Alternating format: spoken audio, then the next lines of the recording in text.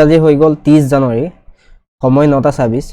Market gap up open হৈছিলে, 30 point gap up হৈছিলে market. আৰু আমি ওৱান ডে ফাৰ্ষ্ট টাইম আমি ওৱান ডে কেণ্ডেল চাই লওঁ, ওৱান ডে কেণ্ডেল কেনেকুৱা দেখিছে নহয়। এইটো এটা ৰেজিষ্টেন্স লেভেল বেক কৰি ওপৰত অপেন হৈছিলে মাৰ্কেট, দেখিছে নহয়। এইটো এটা ৰেজিষ্টেন্স লেভেল আছিলে, মাৰ্কেট গেপ আপ অপেন হৈ মানে ওপৰত অপেন হৈছিলে, কিন্তু ছাষ্টেইন কৰিব নোৱাৰি তললৈ নামি আহিলে, দেখিছে নহয়।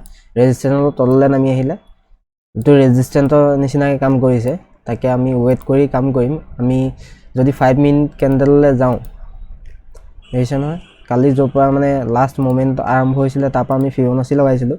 ফিবনাচি লগাই দেখিছে নহয়, এই দুটা এৰিয়া হৈ গ'ল 50 আৰু 38, মানে বাইং লেভেল আছিলে আমাৰ এইকেইটা, ঠিক আছে। এইডোখৰত আমাৰ বাইং লেভেল আছিলে, কিন্তু বৰ্তমান বাইং লেভেল বেক কৰি এতিয়া তললৈ নামি আহিছে মাৰ্কেট। আমি এতিয়া বাইং লেভেল নাচাওঁ, এতিয়া চেলিং ছাইডত চাম আমি বৰ্তমান। চাই লওঁ কেণ্ডেল কেনেকুৱা বনি আছে। এতিয়ালৈকে মাৰ্কেট ডাউন আহিব বুলি আমি ক'ব নোৱাৰোঁ, কাৰণ কেলৈ আপ ট্ৰেণ্ডত আছে। কালি দেখিছে কিমান মমেণ্টাম দি দিলে। বাকীখিনি ইণ্ডেক্সৰ কাম কৰা নাই, কিন্তু নিফটি বহুত মমেণ্টাম দিলে।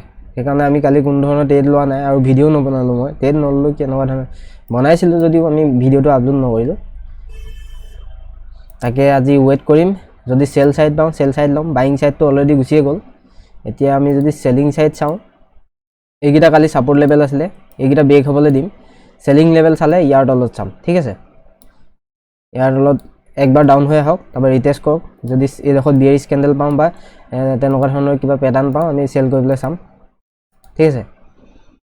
আকৌ এবাৰ দেখাই দিছোঁ, আমি 38 আৰু 50% ৰিটেষ্টমেণ্ট এইটো বাইং এৰিয়া ৰাখিছিলোঁ, ব্ৰেক কৰি দিলে অলৰেডি।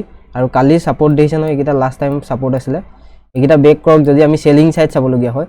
এইকেইটা ব্ৰেক কৰাৰ পিছত ৰিটেষ্টমেণ্ট কৰক, ৰিটেষ্টমেণ্টত আমি চাম বিয়াৰিছ কেণ্ডেল যদি কিবা বনে আমি এইডোখৰত চেল কৰিবলৈ চাম, ঠিক আছে। টাৰ্গেট আৰু দেখাই দিছোঁ, টাৰ্গেট আমাৰ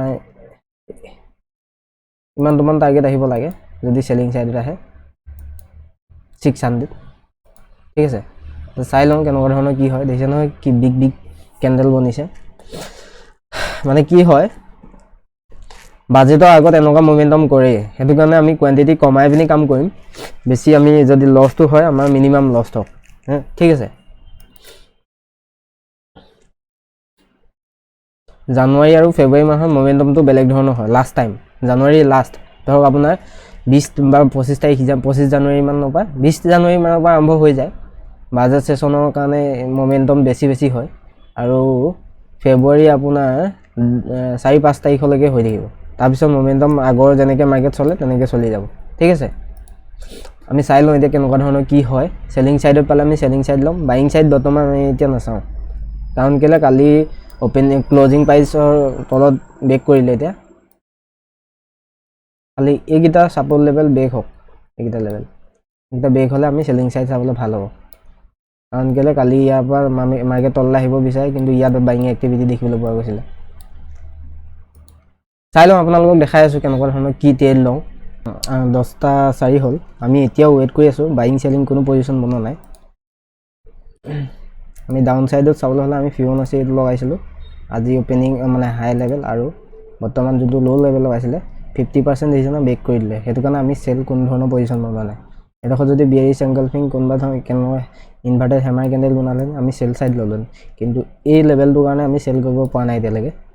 হয়তো এইডোখৰত হোল্ড কৰি মাৰ্কেট ওপৰলৈ গুচি যাব পাৰে। সেইটো কাৰণে ৱেইট কৰি আছোঁ। এতিয়ালৈকে কোনো ধৰণৰ পজিশ্যন বনোৱা নাই। চাই লওঁ কেনেকুৱা ধৰণৰ কি হয়। মাৰ্কেটে এইটোৱে ৱেইট কৰাটোৱে পইচা দিয়ে মাৰ্কেটে। যিমানে আপোনাৰ নিজৰ ছেটআপৰ কাৰণে ৱেইট কৰিব, মাৰ্কেটে ইমান আপোনাৰ ৰিৱাৰ্ড দিব। খালি ৱেইট কৰা ধৈৰ্যটো আপোনালোকৰ আনিব লাগিব মাৰ্কেটত ট্ৰেড কৰিবৰ কাৰণে। দেখিছে নহয় এইটো কেনেকৈ টাষ্ট হৈছে ইয়াত। এইটো ছাপোৰ্ট লেভেলৰ কাম কৰিছে। এইটো এটা support, 2 number support, 3 number support, 4। দেখিছে নহয় মাৰ্কেট ওপৰলৈ গৈছে। হাইটো ব্ৰেক কৰে নকৰে তাত চাব লাগিব। হয়তো আমি ইয়াতো পজিশ্যন লৈ ল'ব পাৰোঁ যদি আমাৰ ছেটআপৰ মতে কাম কৰে, ঠিক আছে। 1, 2, 3 আৰু এবাৰ ব্ৰেক কৰে, এইটো ব্ৰেক হৈ যাবলৈ আছে। যদি ইয়াৰ পৰাই গুচি যায় হ'বলৈ, আমি এডোখৰত যদি পজিশ্যন পাই যাওঁ লৈ ল'ম। চাই যিমান পাৰোঁ ৱেইট কৰিম। আমি 3-4 দিন ৱেইট কৰি আছোঁ, ট্ৰেড লোৱাই নাই। কাৰণ কেলৈ মমেণ্টাম বহুত হেভি হৈছে। আমাৰ ৰিস্ক এইটো মেনেজে নহয়, সেইটো কাৰণে আমি ট্ৰেড লোৱা নাই। ৱেইট কৰিম মাৰ্কেট গোটেই সদায় মাৰ্কেট চলি থাকিব লষ্ট হ'লে খালি আপুনি ট্ৰেডিং কৰিবলৈ পইচা নাথাকিব যিমান পাৰে আপুনি ৰিস্ক ৰিৱাৰ্ডটো মেনেজ কৰিব আৰু লছটো যিমান পাৰে কমাবলৈ চাব লষ্ট হ'ল এছএল যিমান ৰাখিছে ইমানটোত কাটি দিলে হ'ল বছ কাৰণ কেলৈ কাইলৈ ট্ৰেডিং মাৰ্কেট খুলিব কাইলৈ ট্ৰেড কৰিব ঠিক আছে 10টা 25 হ'ল মাৰ্কেট সাইডৱে মুডত আহি গ'ল দেখিছে ন এইটো এটা ৰেজিষ্টেন্স লেভেল আৰু সাপোৰ্ট লেভেল আৰু এইটো হৈ গ'ল কালি হাই লেভেল মাৰ্কেট এডোখৰতে জিগজাগ কৰি আছে আমি একো নকৰোঁ বছ চাই থাকিম কেনেকুৱা কি ধৰণৰ মোমেন্টাম কৰে চাই থাকিম আমাৰ সেটআপ আহক আমি কাম কৰিম বছ মাৰ্কেট এটা দিছে ন এডোখৰ এটা ৰেজিষ্টেন্স লৈ আছে আৰু এডোখৰ সাপোৰ্ট কেনেকুৱা ধৰণৰ কি হয় চাই লওঁ আমি একো নকৰোঁ বৰ্তমান অকল ৱেইট কৰিম সেটআপ আহক সেটআপ আহিলে আমি কাম কৰিম বছ নাই ইয়াত বাই কৰিম নাই ইয়াত সেল কৰিম ৱেইট কৰিম বছ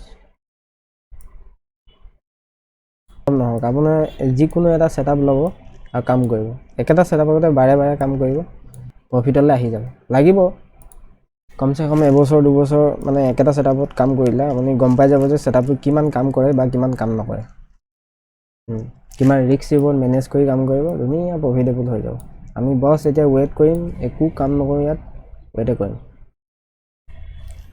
সময় হৈ গ'ল বৰ্তমান 11:40 হৈছে আমি এটা এন্টি বাইং সাইড বনাইছো পজিশন কাৰণটো কি মই বুজাই আছো এফালৰ পৰা যদি আমি চাওঁ ফিবোনাচি সেল সাইডত যাব লাগে দেখিছে না 50% ৰিট্ৰেসমেন্ট সেল সাইডত আমি যাব লাগে কিন্তু